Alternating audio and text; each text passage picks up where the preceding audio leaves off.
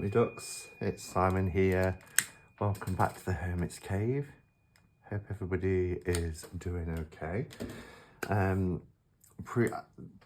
I've done a few videos kind of close together, and I'm scheduling them to go out at certain days and times because work commitments, plus I'm away in London for a few days.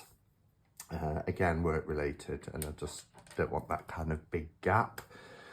Also, I need to get through the videos, the walkthrough videos of last month's Spotlight decks, and with having a week away in Glastonbury as well, that kind of put me behind, because on Saturday is the next lot of Spotlight, so there'll be even more decks to take a look at. But as you will have seen from the title of today's video, I'm just opening my iPad because I made some notes to cover. We're going to be looking at Boadicea's Tarot of Earthly Delights. And you'll see from the spelling here, it is Boadicea. However, particularly in the UK, because she is seen as a warrior queen, a heroine, courageous figure who kind of took on the Roman Empire for Britain, and we kind of refer to her as Boadicea, and I think quite a lot of people will be familiar. And I got to a certain age, I'm kind of embarrassed to say, but I got to a certain age where the penny dropped that Boadicea and Boudicca was the same person, because I'd hear references to Boadicea, but not very often. But from school, we all knew Boudicca. In fact, just as those who are in the UK, this is a pop culture reference. If you remember, in the 80s, there was a segment on a kind of sketch show, which was Victoria Wood seen on TV. Acorn Antiques was the segment, and one of the main characters, played by Julie Walters, was Mrs. Overall, and we found out in that series that her name was Boadicea Overall. Yeah, so just a little pop culture reference there. But I'll probably, going through the deck, I know I'm going to slip into Boudicca. So even though this is Boadicea's Tarot of Earthly Delights, I will be probably referring to her as Boudicca. So just to start off with, just a little bit about Boudicca then, and who she was. I think it's fair to say that she led the biggest revolt in British history. Centuries ago, millennia ago, in 60 CE, Common Era. And Boadicea, also known as Boudicca, was queen of the Iceni tribe, which was a part of Eastern Britain. She lived during the Roman occupation of the 1st century, Common Era, and she was married to the king, who was Prasudicus, I think that's how you say his name, Prasudicus. But even though he was the king of the Iceni tribe, he was also a Roman ally. And after his death, he wrote a will in which he left his kingdom to his 2 daughters, and the Romans ignored his will, and instead they seized the Iceni lands. And not only that, they flogged Boudicca and they raped his 2 daughters. And he left the kingdom to his daughters in his will, which was quite quite common back then, because that was to preserve the royal family and their rule of the Iceni tribe. So obviously, when the Romans did that, those actions sparked a major rebellion against Roman rule between 60 CE and 61 CE. And Boadicea was able to unite several tribes, including the Iceni, but also the Trinovantes. And just reading about her courage, her warrior spirit, her fight back at school, she's still to this day for me remains a very important figure in British culture and history. She was described as tall, fierce, but also as charismatic, and she had this flame red long hair. Yeah, just a real heroine of her time. And the revolt that she led, unfortunately though, was crushed by the Roman governor Paulinus, and sadly she died shortly after. It's not fact, but it is believed that her death possibly was caused by her poisoning herself. But her legacy lives on, and today she's a symbol of resistance, of national pride here, and also female leadership.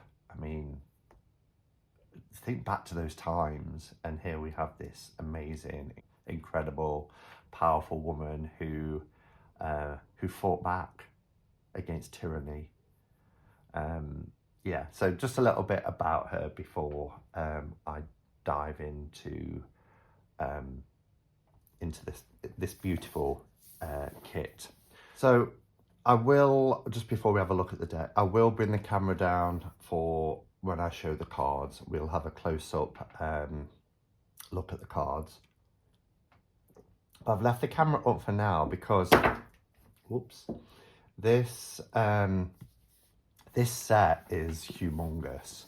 You can see it's really deep, but that's because the cards are thick cardstock, and the book is a really decent book, which I love. And it's a beautiful, beautiful set. As you can see, it's matte with spot gloss on the titles and the border. It is a magnetic closure wraparound box. I think we call them clamshells, don't we? And look how it opens up. We are such stuff as dreams are made on, and our little life is rounded with sleep. That's from The Tempest, William Shakespeare. Really beautiful. I think it would sit lovely on a shelf. I know not everybody likes the big boxes, but I think if it's got a really nice book like this, I don't mind them really, because this is a chunky book, as you can see here. One thing I would say, and I noticed this on Spotlight as well, the cards are thick, which I don't have an issue with, but they just kind of don't sit nicely, and I'm worried that some of these will get damaged. So I'll probably pop these into a bag or something just to protect them a little bit more. But we've got this beautiful inlay here, nice, you know, solid, so no cards can slip underneath and again get damaged. We've got like this map design here with some bees. Really nice, sturdy box. We'll have a quick look at the book. I mean, it's beautiful, really beautiful. The Reader's Companion, Boadicea's Tarot of Earthly Delights. So it's the same front as what's on the box. As I said, it's Red Feather is the publisher. We'll have a look at some of the contents as well. And the artwork looks incredible, doesn't it? So Caroline Kenner and Paula Millet. So Paula Millet is the artist and Caroline Kenner is the author. And we can see here, we've got their statements, we've got an overview, so tarot beginnings, Boadicea the Queen, why the Garden of Earthly Delight. So yeah, it goes into, because you might think, okay, well, we know about Boadicea, but why the Earthly Delights? And when you see the artwork as well, it's quite, I don't know how I'd describe it really. I guess a little bit, bit Monty Python, certainly very surreal. It's certainly very playful, I would say, in its style. Okay, and then we go through the major arcana, the minor arcana. Now, I feel like a broken record sometimes. Anybody who's watched me for however long will know that I just don't get the change in, well, I know why it's done. Obviously, it's to fit the themes of certain decks, but the suit of Combustion, Tentacles, Aether, Fungi, I mean, they're not that far away. Combustion is obviously fire, Tentacles is going to be water, Aether is going to be air, Fungi is going to be from the earth suit. But I just don't know why we can't keep wands, swords, cups, pentacles, or even just stick with the elements, you know, fire, water, air and earth, but they haven't. And it's just a little thing that niggles me, but not enough to not enjoy a deck, but yeah, I just don't get it. And then it looks like we've got an extra, is that an extra card? Because I know it's an 80 card deck. The perspicacious platypus. Perspicacious platypus. And then a section on divination, reading the tarot, and then we've got tarot spreads. Looks like we've got a lot of tarot spreads. So let's just flick onto and look at this artwork. What I like about this as well is there's a lot of information. So you get a description of the cards. I'm always a big advocate of that. Love that, the way it describes it. Do it for the minors as well. Yeah, so it talks you through the scene. Look, a winged rowboat piloted by a blind oracle dressed in red. So you get the whole description, which is great. A negotiation is in progress. An impoverished man kneels at the feet of a man wearing a fine cloak trimmed with fur and gold fringe and a snazzy snail shell hat. So it really goes into detail and describes the scene in the cards. We then also get an interpretation of the card and an upright and reverse meaning, and then it goes through the symbols within each of the images as well. So we've got Boadicea from that image, telling you front and center we've got Boadicea. Then we've got three corvids, the Iceni dwelling in flames, the Roman buildings destroyed, which is the vengeance of the oppressed and abused, and fleeing populace. So it goes through the symbols as well, which is great. So a really decent book of, gosh, how many pages? 216 pages. Nice book. All right. The cards. Oh, wow. So this is kind of like an oracle size, or maybe the size of something like the Good Tarot. But you'll see it is taller and much wider than a standard tarot size. I'm going to bring the camera down for the cards. All right, so lovely matte cardstock. As you can see, it is gold gilded, which is beautiful. it's nice and thick. I would say 350 GSM. Really nice. Now it said it's an 80 card deck, and we do have this, I don't know if I'm saying it right, but it's a platypus. We know the duck-billed platypus, don't we? But this is probably its correct title. Is it perspicacious? Anyway, we will look at what that card represents. These are the backs, which is very Dali-esque. I mean, it's really interesting artwork. It's very colourful, and you can see it's a card that can be used reversed as well. But what draws me to this is the fact that it kind of combines classical fine art from the public domain. So, you know, it is art that's been that's out there, and then we get this digital collage imagery overlaid onto these art pieces as well.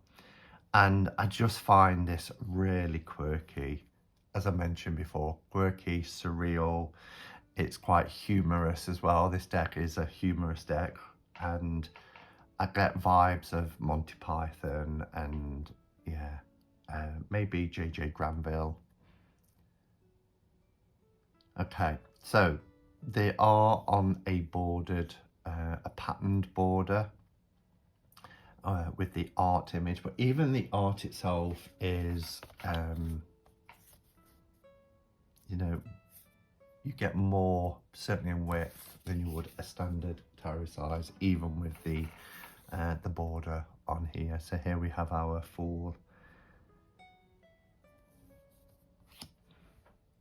It'd be interesting to see, I'm not going to jump ahead yet to the minors, but whether it follows RWS, because I do feel it perhaps does in terms of the tradition, but there's been changes, as I say, to the wands, to the suits. I wonder if any other, like the courts have been changed, or any of the titles of the majors.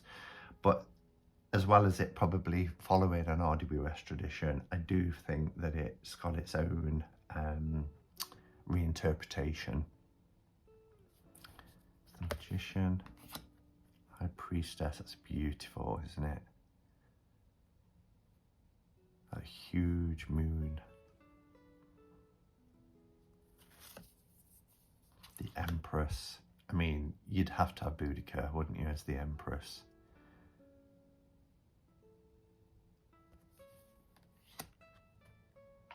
Yeah, this is kind of like the JJ Granville vibes that I'm getting with cards like this. Emperor. Love the Hierophant. I mean, look at that. Be still my pagan heart. I love that that Hierophant card. The Lovers. Again, pre-existing art that's been, you know, collaged. The Chariot on the surface of the moon.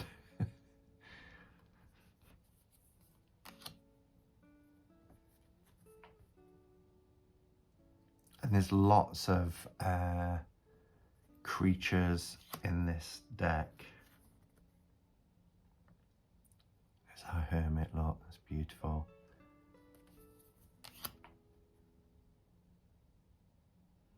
Wow. I mean, the art is stunning. I'm not a huge collage person, but unless it, I always, you know, add to that, unless it's done well. And this is a deck where it's been done exceptionally well. The Death card is brilliant.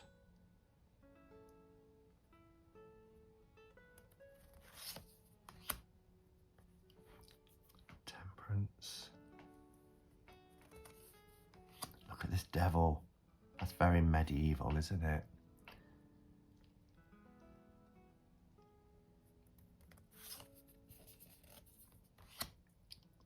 it's the Eiffel Tower in Paris.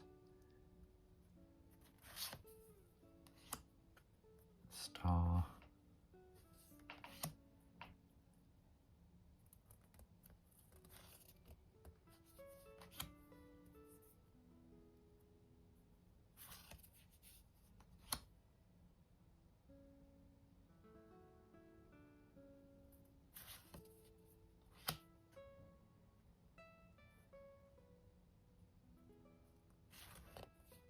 Okay, so this explains it, because it says it was an 80 card deck, and I know about the platypus card, which would take it to 79, and I wondered if there was an additional card, and we have Boadicea the Queen.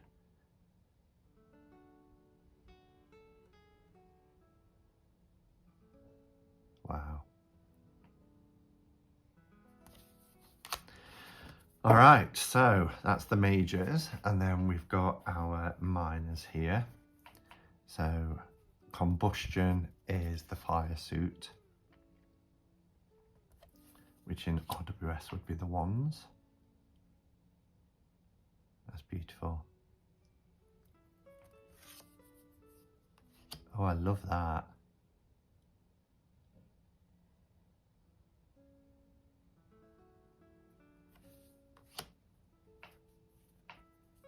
Four.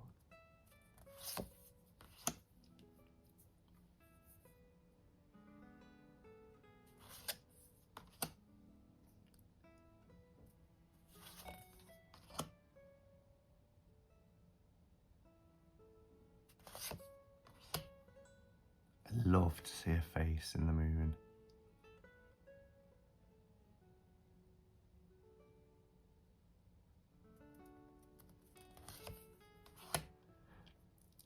Yeah, I don't think I'd say, I wouldn't say it follows RWS. As in, I wouldn't say to somebody who is asking about a first time deck, oh, you know, go with this, if they've got a little bit of knowledge of RWS. I mean, it's beautiful. It's an incredible deck. The artwork is just breathtaking.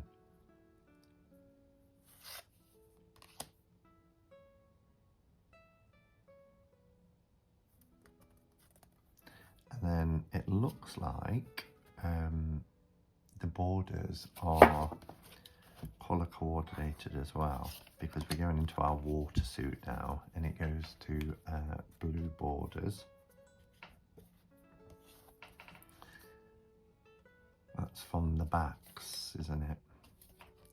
And you will find in this deck, you know, that there is octopi, there is squid, there are mushrooms, there are narwhals, lots of mythical creatures as well, which just adds to its charm.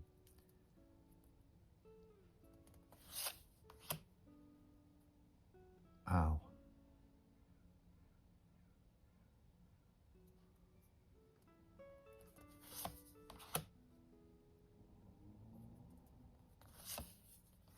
Oh wow, look at that.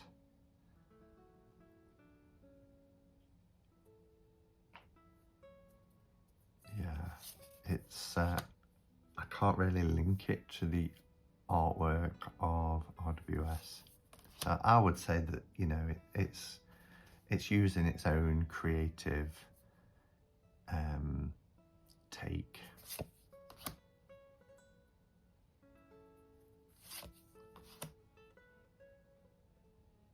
Although he does look like the guy out of the Nine of Cups. And here for the 10, you know, we've got the rainbow. So there is a correlation with some of the cards. But that's fine, you know. I love decks that are individual and does its own thing and not afraid to do so.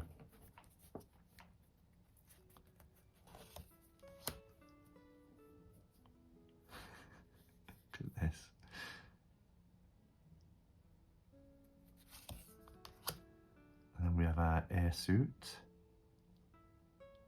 the suit of Aether.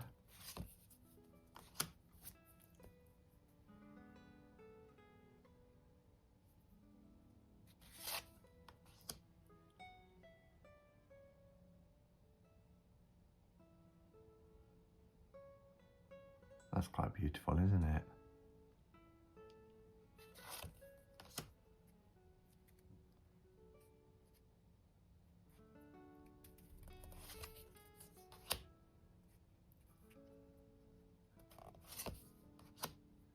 The 6, the boat.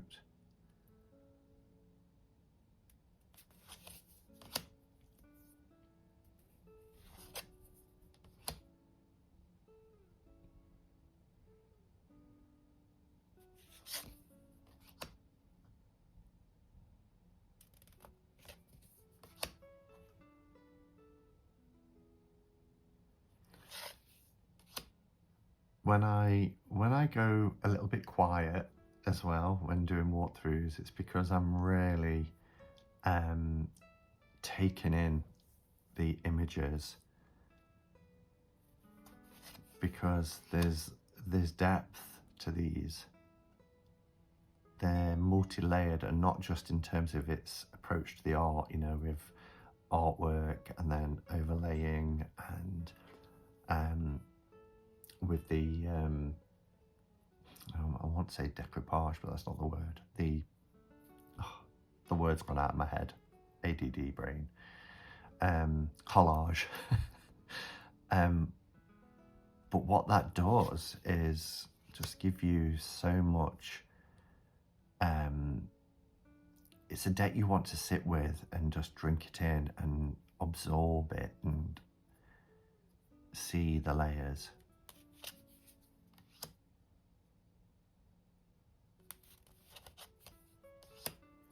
Okay, now the border goes green for our Earth suit, which is the Fungi suit.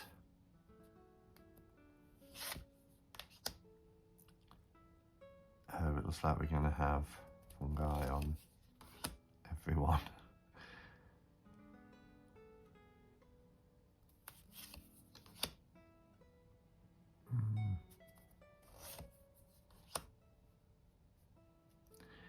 Yeah, this suit for me lets it down a bit. Again, it's the 5 of fungi, but I'm not sure what that's got to do with Boadicea and why it would be in a stained glass window, but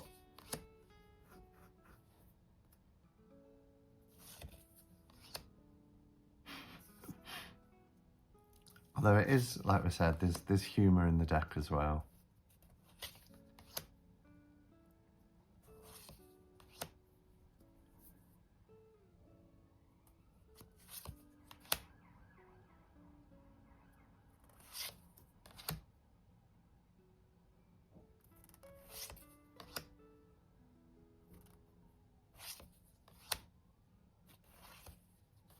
And it's a purple card.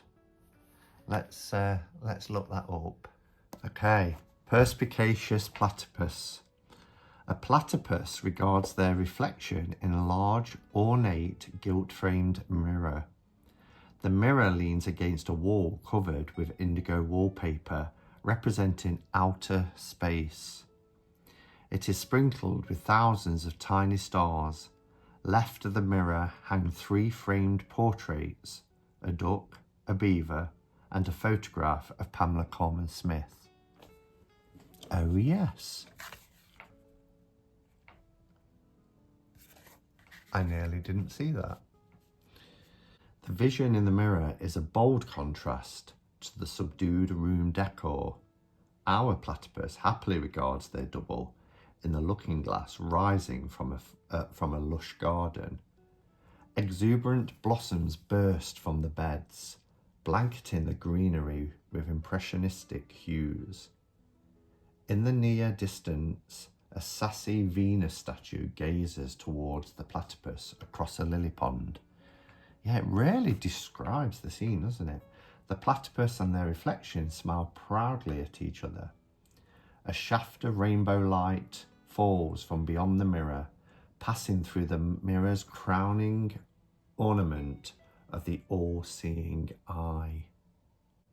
Oh, the all-seeing eye is up at the top here. Of course it is. So, the interpretation, what does all this mean? The platypus, representing the reader or querent, has achieved a very personal enlightenment, perhaps through the study of tarot, perhaps through life experience. Okay, so it's a significator card. The platypus, representing the reader or querent. It's as much as I need to know, really. It's a significator card that we can use within the deck. I use mine in a very specific way. They have come to accept themselves for both their inner shadows and their inner light. This understanding brings joy and peace. Self-acceptance allows them to accept others with forgiveness and affection. We are all multifaceted, imperfect, inspiring, exasperating, lovable, all too mortal. And then it goes through each of the symbols here. The platypus, the duck and beaver portraits, the golden mirror, the celestial wallpaper, the all-seeing eye, Venus, the garden, the rainbow ray, and Pamela Colman-Smith, also known as Pixie, the genius artist who created the interpretive imagery for the Rider-Waite-Smith Tarot deck, first published in 1909. So, why it's a platypus, I don't know, but it's a significator card. I guess if I start the book at the beginning and have a read through about the inspiration for the deck, it might shed a bit more light. But some takeaways.